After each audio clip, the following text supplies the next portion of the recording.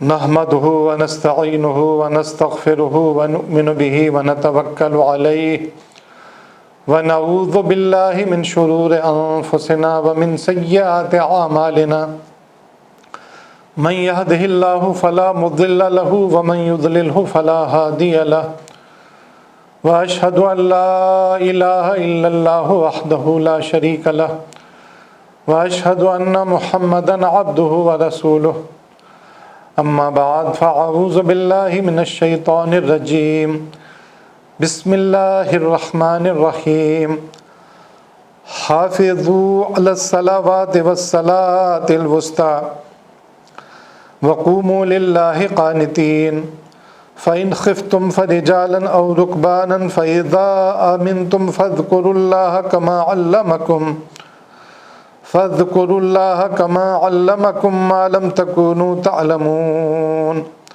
صدق اللہ مولانا العظیم۔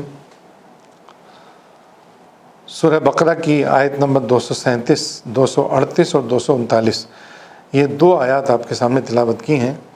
آیت نمبر 238 اور 239 دو آیات ہیں۔ آیت نمبر 238 میں اللہ رب العالمین فرماتے ہیں اپنی نمازوں کی نگہداشت رکھو، خصوصاً ایسی نماز کی جو محاسن صلاۃ کی جامع ہو، اور اللہ کے آگے اس طرح کھڑے ہو جیسے فرما بردار غلام کھڑے ہوتے ہیں۔ اور آیت نمبر 239 اس کا ترجمہ ہے کہ بدامنی کی حالت ہو تو خواہ پیدل ہو یا خود خاص سوار ہو، جس طرح ممکن ہو نماز پڑھو، اور جب امن میسر آ جائے تو اللہ کو اس طریقے سے یاد کرو جو اس نے تمہیں سکھا دیا ہے جس سے پہلے تم ناواقف تھے۔ دیکھیے، اپنی نمازوں کی حفاظت کرو۔ نمازوں کی حفاظت جو ہے اس میں بہت ساری باتیں آتی ہیں۔ ایک تو نمازوں کی حفاظت یہ کہ نماز کوئی چھوٹنے نہ پائے۔ ایسا نہ ہو کہ ایک نماز جو ہے نا اس کا وقت گزر گیا، قضا ہو گئی، پھر آپ پڑھ رہے ہیں اپنے کاموں میں لگے ہوئے۔ نماز ضائع نہیں ہونی چاہیے، نماز کو اس کے وقت پر پڑھنا چاہیے، باجماعت پڑھنا چاہیے۔ نماز کی حفاظت میں یہ بات شامل ہے کہ آدمی پاکیزہ ہو، باوضو ہو، اس کے کپڑے پاک ہوں، اور نماز کی نگہداشت میں یہ بھی شامل ہے کہ باجماعت نماز ادا کرے تو تکبیر اولیٰ کا بھی خیال رکھے، تکبیر اولیٰ کے ساتھ اس کی نماز ہو۔ اور نماز کی حفاظت کا مطلب یہ بھی ہے کہ جب نماز کے لیے کھڑا ہو تو ادھر ادھر کے خیالات نہ آئیں بلکہ خشوع اور خضوع کے ساتھ نماز پڑھے، اللہ رب العالمین کو یاد کر کے نماز پڑھے۔ دیکھیے، نماز ایک ایسی بڑی عبادت ہے کہ اللہ رب العالمین نے قرآن مجید کے تمام احکامات سیدنا جبرائیل علیہ السلام، حضرت جبرائیل علیہ السلام کے ذریعے بھیجے۔ لیکن نماز ایک ایسی چیز ہے جس کے لیے اللہ رب العالمین نے اپنے نبی کو اپنے پاس بلوایا، معراج پہ بلایا، اور پھر نماز بتائی کہ 5 وقت کی نمازیں فرض ہیں۔ پہلے تو 50 وقت کی نمازیں فرض ہوئیں، اور پھر بار بار حضور نبی کریم صلی اللہ علیہ وسلم کے جانے پر یہ نمازیں 5 وقت کی ہوئیں۔ تو ان نمازوں کی حفاظت، اور پھر آدمی اس بات کا بھی پورا خیال رکھے کہ میرا منہ قبلہ روح ہے کہ نہیں ہے، خانہ کعبہ کی طرف منہ کر کے نماز پڑھے، ادھر ادھر پھر کر نماز نہ پڑھے۔ نمازوں کی نگہداشت میں یہ بات بھی شامل ہے کہ عمل کثیر نہ کرے۔ عمل کثیر کا مطلب یہ ہے کہ ناک میں انگلی ڈالی ہوئی ہے اور بس 5 منٹ تک ناک میں انگلی گھوم رہی ہے، کان میں انگلی ڈالی ہوئی ہے اور کان میں انگلی گھوم رہی ہے، اپنی داڑھی میں لگا ہوا ہے، داڑھی کو صاف کر رہا ہے، داڑھی میں نماز کیا پڑھ رہا ہے، داڑھی میں لگا ہوا ہے، اپنے کپڑوں کو بار بار ٹھیک کر رہا ہے، جھاڑ رہا ہے۔ یہ نمازوں کی نگہداشت نہیں ہے۔ نمازوں کی نگہداشت یہ ہے کہ آپ کا دل اللہ رب العالمین کی جانب لگا رہے، اور اللہ رب العالمین کی جانب لگا رہنے میں خشوع اور خضوع میں جو علماء اور فقہا یہ بات بیان کرتے ہیں کہ جو کچھ آپ پڑھ رہے ہیں اس کا مطلب آپ کو معلوم ہونا چاہیے۔ آپ سبحانہ کا پڑھ رہے ہیں تو ثنا پڑھ رہے ہیں تو آپ کو معلوم ہو کہ آپ اپنے رب سے کیا بات چیت کر رہے ہیں۔ آپ سورہ فاتحہ پڑھ رہے ہیں تو آپ کو معلوم ہو کہ آپ اس سے کیا بات چیت کر رہے ہیں۔ دیکھیے کتنی عظیم بات ہے کہ آدمی کہتا ہے الحمدللہ رب العالمین، تمام تعریفیں اس رب کے لیے کہ جو عالمین کا رب ہے، الرحمن الرحیم، بڑا مہربان اور انتہائی رحم فرمانے والا ہے، مالک یوم الدین، اور یوم جزا کا مالک ہے۔ دیکھیے نماز میں اس بات کی یاد دہانی ہو رہی ہے کہ ایک دن ایسا آئے گا جو جزا کا دن ہوگا، جس میں آدمی اللہ کے حضور کھڑا ہو کر اپنے حساب کتاب کو دے گا، جزا کا دن۔ ہمارے ایک چھوٹا سا واقعہ اس میں یاد آ گیا، آج سے کچھ عرصہ پہلے ہمارے ایک ساتھی فجر کی نماز کے بعد کہنے لگے کہ حضرت اقبال صاحب ہمیں تو آج فجر کی نماز میں بہت مزہ آ گیا. میں نے کہا کیا بات ہوئی بتائیے, کیا بات آپ کو پسند آئی نماز میں؟ کہنے لگے کہ جب امام صاحب کہہ رہے تھے مالک یوم الدین, روز جزا کا مالک ہے تو میں اللہ سے دعا کر رہا تھا اللہم حاسبنی حسابا یسیرا, اے اللہ تو روز جزا کا مالک ہے, مجھ سے آسان حساب لینا, مجھ سے بھاری, مجھ سے سوالات زیادہ مت پوچھنا, بس آسان حساب لینا, میرے حساب کتاب کو دیکھنا اور مجھے معاف کر دینا. اور اس کے بعد جب سورہ فاتحہ ختم ہوئی تو امام صاحب نے جو سورت تلاوت کی اس میں امام صاحب نے کہا سأل سائل بعذاب واقع, کہ مانگنے والے نے عذاب مانگا ہے. تو اقبال صاحب میں تو انتہائی خوش ہو گیا کہ میں نے تو اللہ سے معافی مانگی ہے, میں نے تو اپنے رب سے کہا ہے کہ مجھ سے آسان حساب لینا. میں ان میں شامل نہیں ہوں کہ جو عذاب مانگتے ہیں, میں تو ان میں شامل ہوں کہ جو اللہ سے مغفرت کی دعا کرتے ہیں, تمنا کرتے ہیں.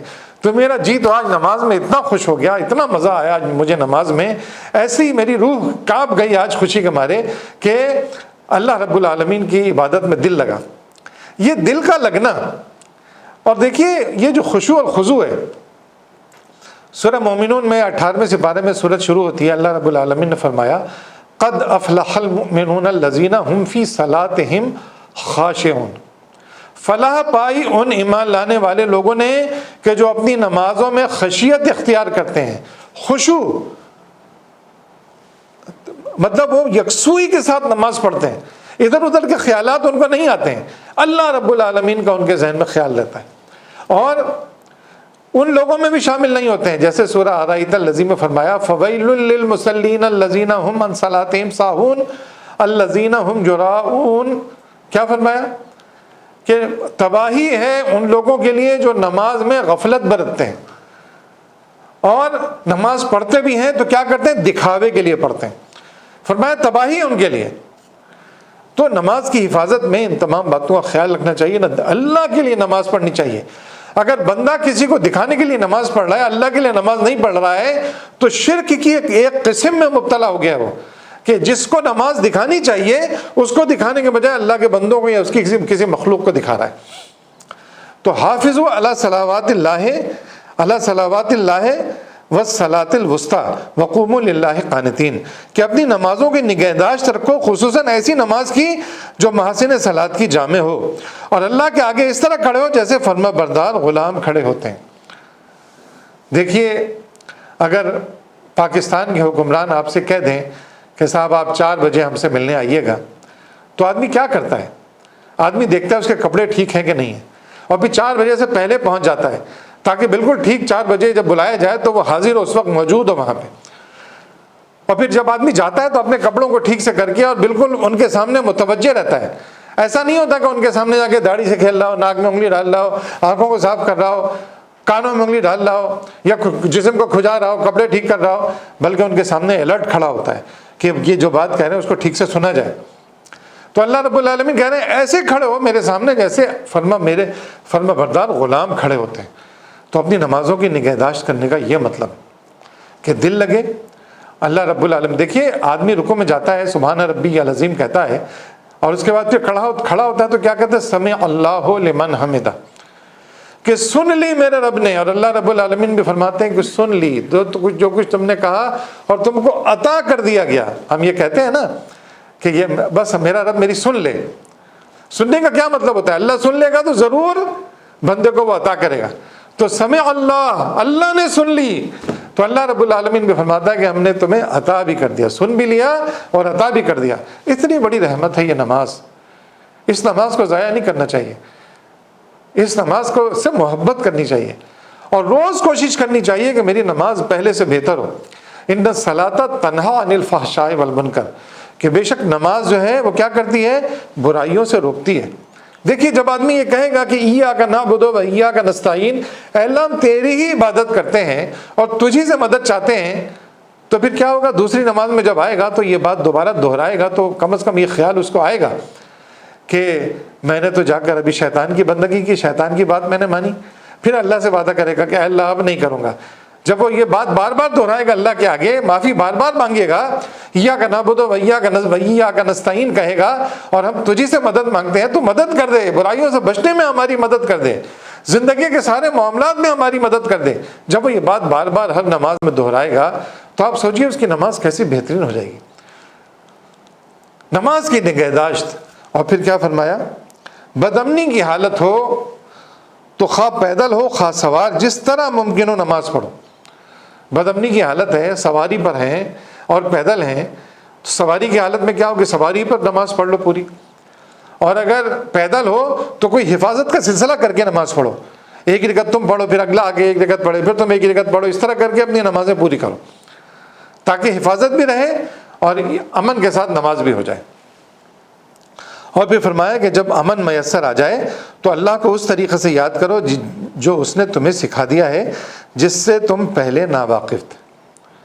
تو اللہ کو اس طرح یاد رکھو، جب امن میسر آ جائے تو اللہ کو اس طرح یاد رکھو جس طرح اللہ نے سکھایا ہے، جس طرح باقاعدہ باجماعت نماز پڑھی جاتی ہے، مسجد میں جا کر نماز پڑھی جاتی ہے، اللہ کے آگے باادب کھڑا ہوا جاتا ہے اور اللہ کو یاد کیا جاتا ہے۔ دیکھیے یہ نماز جو ہے نا مومن کی معراج ہے۔ اللہ رب العالمین نے اپنے نبی صلی اللہ علیہ وسلم کو اپنے پاس بلایا تو کیا کہلائی یہ بات، معراج، کہ اللہ رب العالمین کے پاس پہنچے۔ تو یہ نماز بھی اللہ رب العالمین سے جوڑتی ہے، اللہ رب العالمین کا خیال آتا ہے، اللہ رب العالمین سے بندے کو محبت پیدا ہوتی ہے، اور اللہ رب العالمین بھی دیکھتا ہے کہ میرا بندہ ہر حالت میں میرے پاس آتا ہے۔ اس کی نیند، اس کو اتنی گہری نیند آ رہی ہوتی ہے لیکن فجر کی اذان سنتا ہے اور میرے پاس چلا آتا ہے، دوڑا ہوا آتا ہے، اپنی نیند کو قربان کرتا ہے۔ اور پھر پانچوں وقت کی نمازیں حفاظت کے ساتھ وقت کو بالکل طاق کر رکھتا ہے، اور وقت کو طاق کر رکھتا ہے اور اسی طرح نماز کو انہی اوقات میں ادا کرتا ہے۔ اللہ رب العالمین ہم سب لوگوں کو توفیق عطا فرمائے کہ ہم نماز کو اس کے بہترین طریقے پر ادا کریں، اور اس طریقے سے ادا کریں کہ اللہ رب العالمین ہم سے راضی ہو، اور یہ نماز ہمارے لیے باعث شفاعت بنے قیامت کے روز۔ یہ نماز بھی شفاعت کرے گی، اے اللہ یہ بڑی خشوع خضوع سے نماز پڑھتا تھا، تیری بندگی کے لیے سرپٹ دوڑا آتا تھا، اور اے اللہ تجھ سے معافی مانگتا رہتا تھا اپنی نمازوں میں، اے اللہ تو اس کی بخشش فرما دے۔ اللہ رب العالمین سے دعا ہے کہ اللہ رب العالمین ہمیں اپنی زندگی میں بہترین نمازیں پڑھنے کی توفیق عطا فرمائے، نماز کو قائم کرنے کی توفیق عطا فرمائے۔